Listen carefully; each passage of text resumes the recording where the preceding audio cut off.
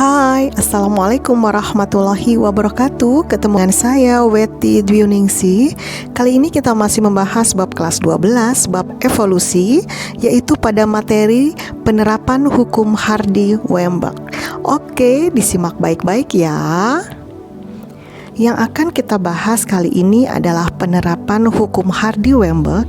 Yang pertama adalah menghitung frekuensi gen kodominan. Contoh soalnya adalah ketika diadakan pemeriksaan golongan darah berdasarkan sistem MN kepada 500 orang murid SMA, didapatkan 320 orang bergolongan darah M, 160 orang bergolongan darah MN, dan 20 orang bergolongan darah N. Pertanyaannya, berapakah frekuensi gen alel LM dan LN dalam populasi itu?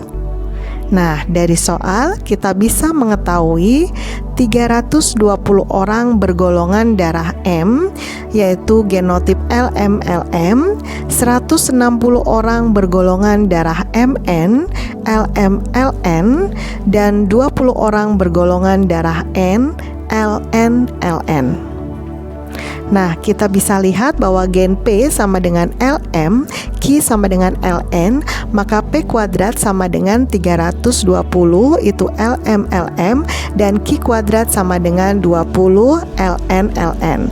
Rumusnya adalah P kuadrat plus 2PQ plus Q kuadrat sama dengan 1, di mana Q kuadrat sama dengan 20 per total jumlah murid, berarti Q kuadrat sama dengan 20 per 500 sama dengan 0,04.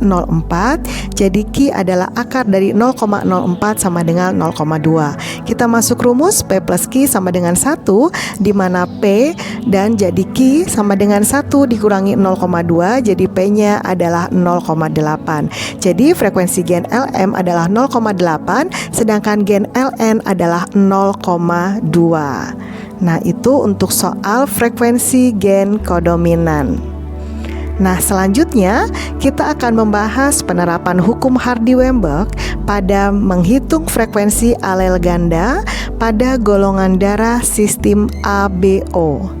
Nah, sekarang contoh soalnya adalah dari 100 orang penduduk desa Sukamaju diperiksa golongan darahnya berdasarkan sistem ABO. Dari hasil pemeriksaan tersebut diperoleh 24 orang golongan darah A, 31 orang golongan darah B, 20 orang bergolongan darah AB, dan 25 orang bergolongan darah O. Pertanyaannya adalah, berapakah frekuensi alel IA, IB, dan IO? Nah, kita lihat dulu bagaimana rumus untuk golongan darah. P sama dengan IA, Q sama dengan IB, dan R sama dengan IO. Golongan darah A itu ada dua, ada yang homozigot, IA-IA, adalah rumusnya P kuadrat, IAI0, 2PR. Kemudian golongan darah B ada Q kuadrat dan 2QR. Golongan darah AB itu ada IAIB, berarti rumusnya 2PQ, dan golongan darah O itu adalah IOIO, rumusnya adalah R kuadrat. Nah, diketahui adalah golongan darah O itu R kuadrat sama dengan 25 di antara 100 anak, berarti sama dengan 0,25. Jadi R-nya adalah akar 0,25 sama dengan 0,5.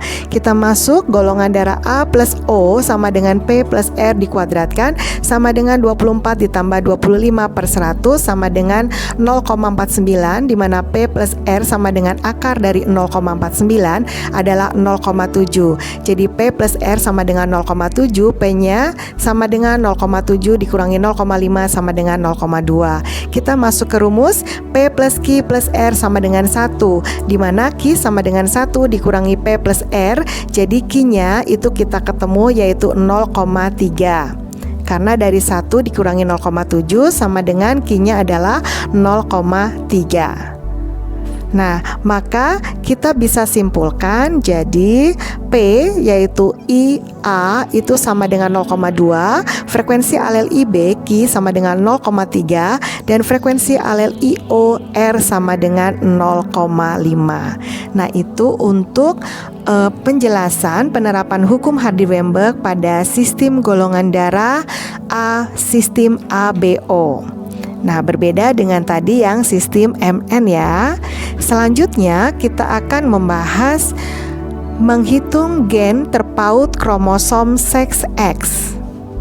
Contoh soalnya adalah diketahui 9% laki-laki di daerah X menderita hemofili.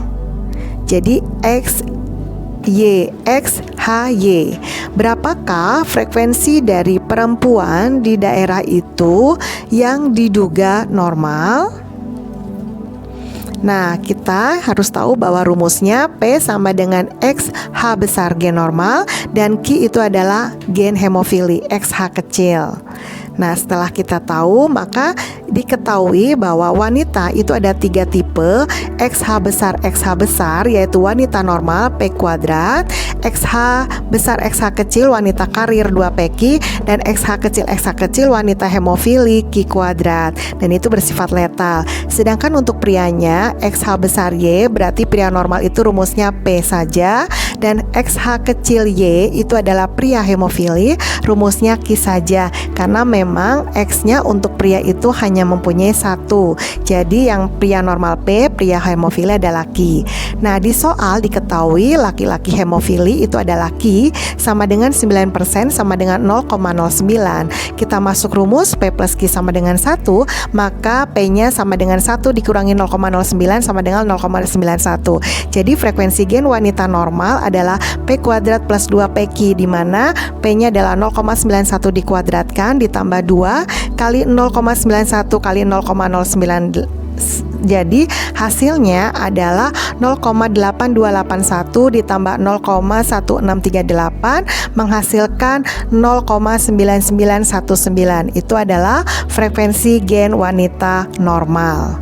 Nah, selanjutnya kita akan membahas contoh soal berikutnya, yaitu tentang kelainan buta warna. Sebuah desa dihuni oleh 10.000 orang penduduk, 9% diantaranya laki-laki yang menderita buta warna. Berapakah jumlah wanita pembawa sifat buta warna yang ada di desa tersebut? Nah, seperti pada saat kita membahas hemofili, maka P itu ya gen normal itu rumusnya XC besar, sedangkan Q gen buta warna itu adalah XCB. Color blind ya, CB itu. Nah, kita bisa mengetahui rumus bahwa wanita itu ada 3 macam. XC besar adalah wanita normal, rumusnya P kuadrat. XC besar XCB adalah wanita karir, rumusnya 2PQ. Dan XCB adalah wanita buta warna, rumusnya Q kuadrat. Sedangkan untuk pria itu X-nya cuma 1. Jadi untuk XC besar Y itu adalah pria normal, rumusnya adalah P. Sedangkan XCB Y itu adalah pria buta warna, itu rumusnya Q, karena pria itu hanya mempunyai 1 X ya. Kemudian diketahui dari soal bahwa laki-laki buta warnanya yaitu Q sama dengan 9% sama dengan 0,09. Kita masuk ke rumus P plus Q sama dengan 1, maka P-nya sama dengan 0,91. Yang ditanyakan adalah frekuensi gen wanita pembawa sifat buta warna atau karir, yaitu rumusnya 2PQ, di mana 2 kali 0,1 kali 0,09 sama dengan 0,1638. Jadi jumlah wanita pembawa buta warna atau karir adalah 0,1638 kali 10.000 sama dengan 1.638 orang. Oke, demikian tadi materi tentang penerapan hukum Hardy-Weinberg. Berarti selesai sudah bab evolusi, kita akan masuk ke bab baru yaitu bioteknologi. Jangan lupa like dan subscribe ya. Terima kasih. Wassalamualaikum warahmatullahi wabarakatuh.